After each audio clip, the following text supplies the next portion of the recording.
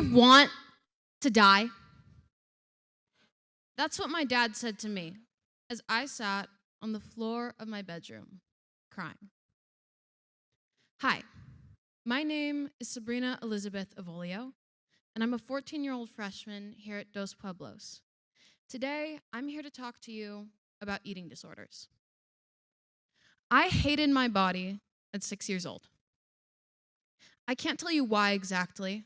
It's almost like I was born hating my reflection.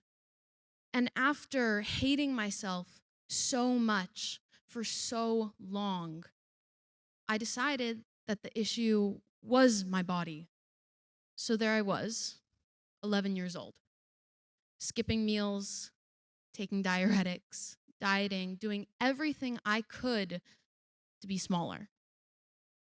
It didn't take long for me to lose a couple of pounds and to feel my jeans getting looser. And when I saw the numbers on the scale go down, I brought the number of calories down because I liked what I saw, but I wanted it more and I wanted it faster. Eating less only made me feel worse. I hated school at Goleta Valley Junior High so much that not even halfway through my 7th grade year, I left. I transferred to Trivium Charter School, where I only had to go on campus 2 days a week. And the rest of the time, I could be at home, where no one was watching me. Life got busy. I was alone most of my day, and I ate alone all the time. So there was no one to stop me from falling into the addictive, restrictive cycle of tracking calories. Weighing out everything I ate, I was attached to my food scale like it was my lifeline. Refusing to eat except at specific times, there was no one to stop me from working out every single day for hours and hours on end. And then suddenly there was.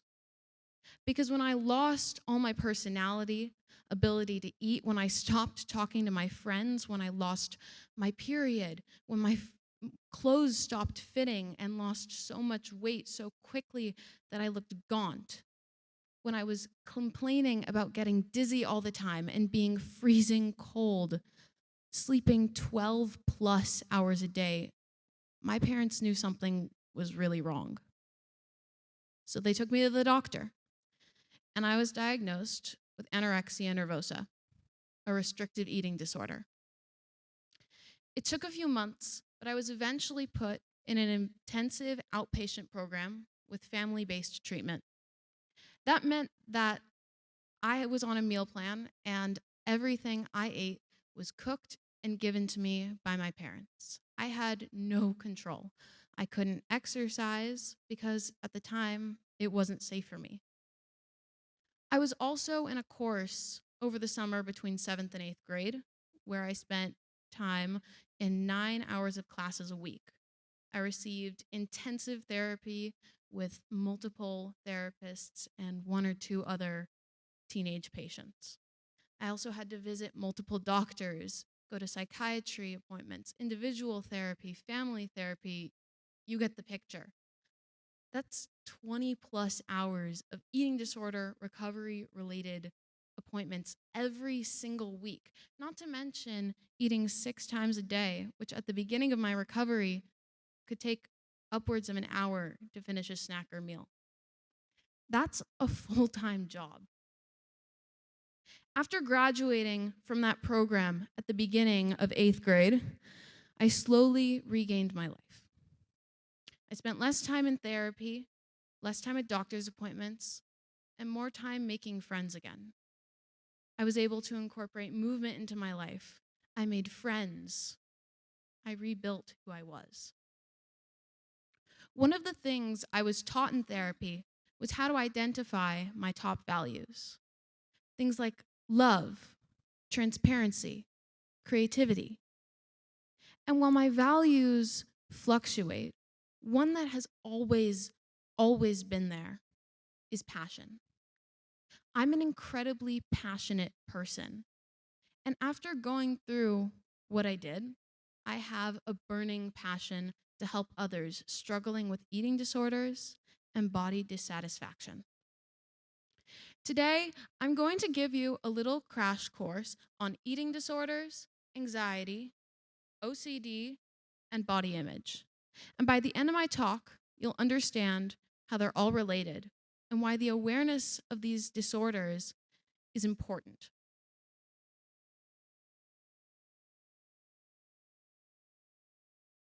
Anxiety. It exists on a spectrum. We all have anxiety. It prevents us from doing dangerous things. For example, you wouldn't simply step out into the middle of the road without any regard for what's going on around you because, one, you would have uncomfortable bodily sensations. Maybe your heart's beating a little faster, you feel shaky or are getting sweaty.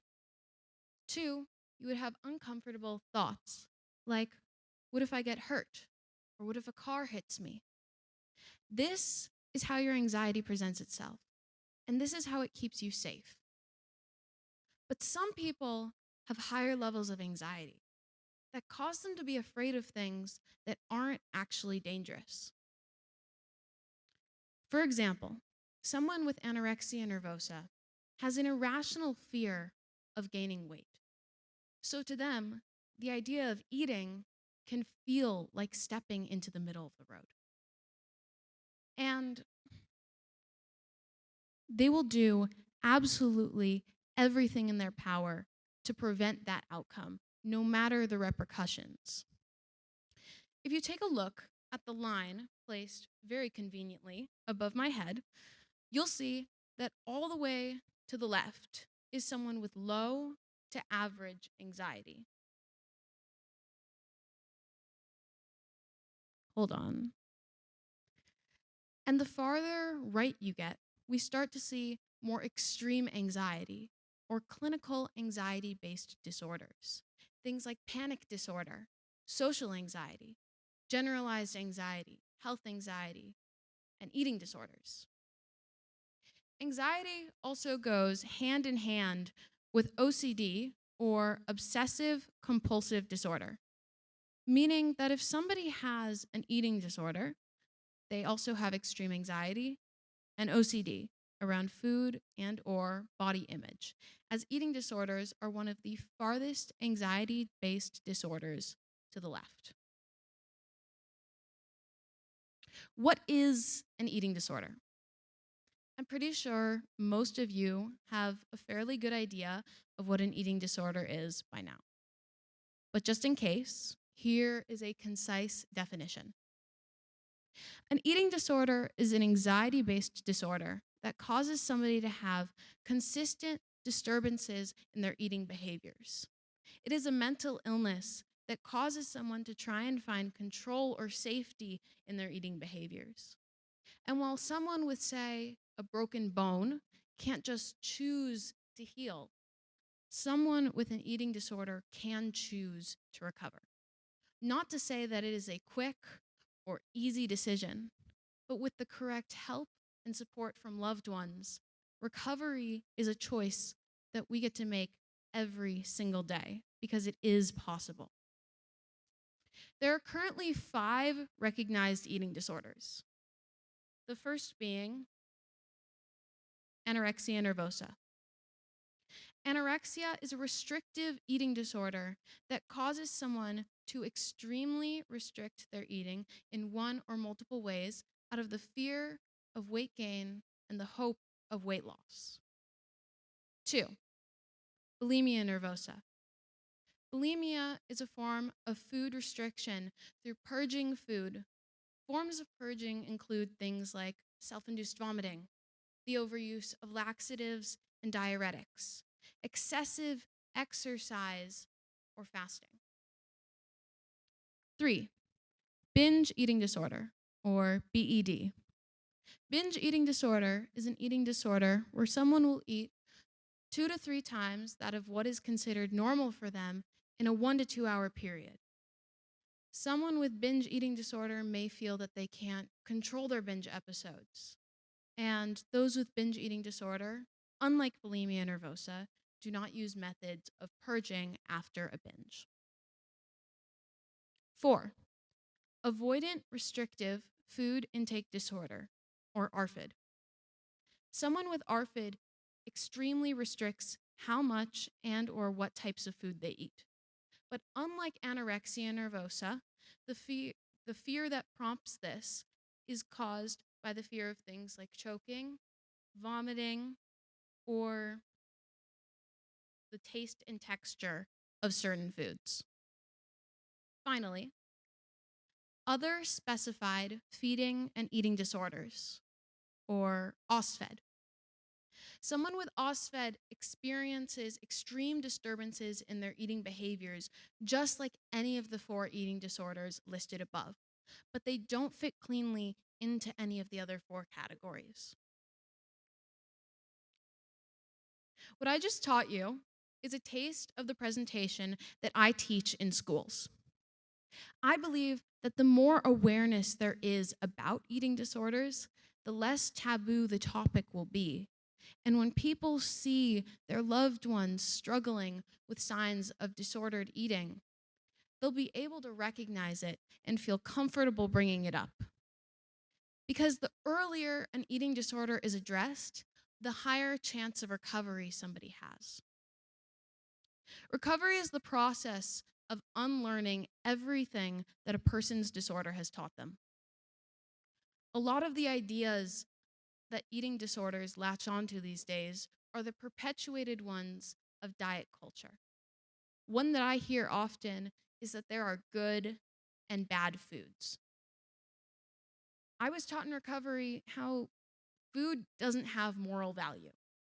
It just is. It's what we eat, and it keeps us alive and nourishes us. So I encourage you to go home today, and instead of thinking of things as good and bad, you just think of them as what they are. Because cake is just cake, and broccoli is just broccoli. I also try and use this same neutral language around body image. Relearning how to see my body, not for how it looks, but for what it does for me. I've created high quality, non-destructive cling glass stickers that look like this. The image says, "Caution, images in mirror may be distorted due to societally accepted ideas of beauty." And this quote is one that really helps me when I'm struggling with my own body image. My initiative is to put these up on mirrors in public spaces, for locker rooms in schools, for changing rooms in different stores where you buy clothing. The name of the project is Society Lies, Choose to Be Alive, reflecting on the way that society's ideas of beauty are killing us. The stickers also link to a website that I created.